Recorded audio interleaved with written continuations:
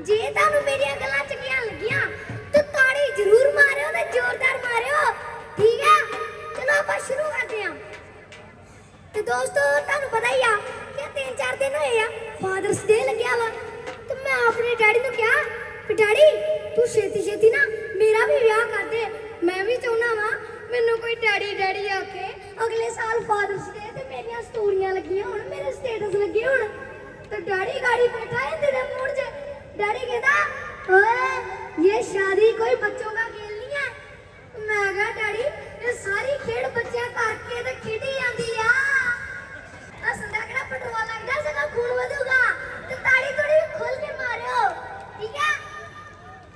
एक दिन आया मेरे मामे दा फोन, मेरा मामा मैनू कहंदा कि पुੱਤ मैं ਤੁਹਾਡੇ ਪਿੰਡ ਆਉਣ ਲੱਗਾ ਵਾਂ ਤੇ ਨਾਨਕਿਆਂ ਤੋਂ ਕੋਈ ਚੀਜ਼ ਲਿਆਵਾਂ, ਤੇ ਲਾਗੇ ਬੈਠਾ ਮੇਰਾ ਡੈਡੀ ਕਹਿੰਦਾ ਓਏ ਉਹਨੂੰ ਕਹਿ ਨਾ ਉੜ ਕੇ ਸਾਨੂੰ ਕੁਝ ਨਹੀਂ ਚਾਹੀਦਾ, ਨਾਨਕਿਆਂ ਤੋਂ ਜਿਹੜੀ ਚੀਜ਼ ਪਹਿਲਾਂ ਲੈਂਦੀ ਆ ਸਾਨੂੰ ਤੇਰੇ ਤੱਕ ਉਹ ਨਹੀਂ ਸੈੱਟ ਬੈਠੀ। ਫਿਰ ਇੱਕ ਦਿਨ ਮੇਰੀ ਮੰਮੀ ਮੇਰੇ ਡੈਡੀ ਨੂੰ ਕਹਿੰਦੀ ਮੈਂ ਤੇਰਾ ਘਰ ਸੰਭਾਲਦੀ ਆ, ਮੈਂ ਤੇਰੇ ਬੱਚੇ ਸੰਭਾਲਦੀ ਆ, ਮੈਂ ਤੈਨੂੰ ਸੰਭਾਲਦੀ ਆ ਤੇ ਤੂੰ ਕੀ ਸੰਭਾਲਦਾ ਵਾ? ਤੇ ਗਾੜੀਓ ਮੇਰਾ ਡੈਡੀ ਕਹਿੰਦਾ ਆਲਾ ਤੇਰੇ ਗਾੜੀ ਜੋੜੇ ਹੋ ਹੱਥ, ਤੂੰ ਬਸ ਆਪਣੀ ਜ਼ੁਬਾਨ ਸੰਭਾਲਿਆ ਕਰ, बाकी सारा कुछ मैं आपे संभाल लिया करूंगा। हंस लो यार, ताड़ी थोड़ी खोल के मारो। एक दिन मैं अपने डैडी को कहा डैडी आवे लगता है ने कितनी बड़ी कोठी पा लिया, तो तू मेनू भी एक बड़ी कोठी पा के दे, किन्ना के जरा निके ने घर विच रहना वा। ते डैडी कहंदा ओ नहीं पोते ताए तेरे ने ते जमीन बेची आ, ओ ते जमीन बेच के कोठी पाउंड दिया वा। मैं कहा डैडी तू ही बेच ला जमीन, तू ही पा ला कोठी। ਤੇ ਡੈਡੀ ਕਹਿੰਦਾ ਪੁੱਤ ਜ਼ਮੀਨ ਨਹੀਂ ਵੇਚੀਦੀ, ਜ਼ਮੀਨ ਤੇ ਜੱਟ ਦੀ ਮਾਂ ਹੁੰਦੀ ਆ। ਤੇ ਮੈਂ ਕਿਹਾ ਡੈਡੀ ਫਿਰ ਮਾਂ ਨੂੰ ਠੇਕੇ ਤੇ ਵੀ ਕੌਣ ਦਿੰਦਾ ਵਾ, ਉਹ ਚ ਵੀ ਫਸਲ ਆਪ ਬੀਜਿਆ ਕਰ। ਤੇ ਸਾਰੇ ਬਜ਼ੁਰਗ ਲੋਕ ਹੱਸੋ ਬਸ ਮੈਂ ਇਸ ਕਰਕੇ ਮੈਂ ਸਟੇਜ ਤੇ ਆਇਆ ਹਾਂ। ਤੇ ਦੋਸਤੋ ਇੱਕ ਦਿਨ ਨਾ ਮੈਂ ਇੱਕ ਪੋਡਕਾਸਟ ਵਿੱਚ ਬੈਠਾ ਹੀ, ਉਹਨਾਂ ਨੇ ਮੈਨੂੰ ਇੱਕ ਸਵਾਲ ਪੁੱਛਿਆ, ਕਹਿੰਦੇ ਵੀ ਤੇਰੇ ਮੰਮੀ ਡੈਡੀ ਕੀ ਕਰਦੇ ਆ? मैं क्या मेरा डैडी तो पहला दिहाड़ी करता हुंदा ही, हुण आडा वावा सूटर जिहा आ गया वा, हुण यूट्यूब दा काम करीदा वा। ते मेरी मम्मी डॉक्टर, तो उन्होंने कहा तेरी मम्मी प्राइवेट डॉक्टर आ कि सरकारी डॉक्टर आ? मैं क्या नहीं तू गलत समझण दे वे, और जदों मेरा डैडी कोई पुट्ठा सीधा काम करदा वा मेरी मम्मी ओदा इलाज करदी आ, ताइयों ते ओनू डॉक्टर डॉक्टर आने आ। हसो हसो गल कैसो।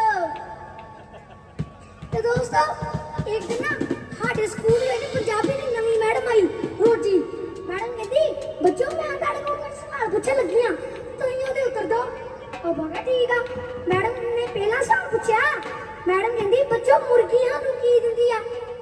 ते एक मुंडा खड़ा हो के कहंदा मैडम जी अंडे। मैडम ने कहा वेरी गुड बैठो। मैडम ने दूसरा सवाल पूछा, मैडम कहती बच्चों गाइयां नू की दिंदी आ? एक कुड़ी खड़ी हो के कहंदी मैडम जी दुध। मैडम ने कहा वेरी गुड बैठो। मैडम ने तीसरा सवाल पूछा, मैडम कहती बच्चों बांदरियां नू की दिंदी आ? मैं खड़ा हो गया, मैं कहा मैडम जी होमवर्क। स्कूलों मैनू इन्ने छित्र पे गाली छड़ दो ते कोरी करना फिर तो आई। मैं चल गया स्कूले, ते मैडम कहती बच्चों मैं तुहानू एक सवाल पूछन लगी हां, तुसीं ओहदा उत्तर दो।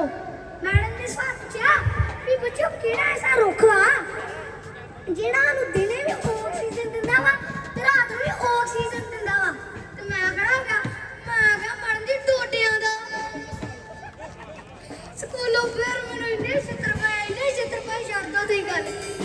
फिर एक दिन मेरी मम्मी ताई भीरो दा पता लैन चल गई, ते मेरी मम्मी मैनू कहंदी भी पुੱਤ जा घर जाके अपनी दादी नू कह दादी जी रसोई विच गैस ते दाल रखी आ ते ध्यान रखियो दाल किते थल्ले ना लग जाए।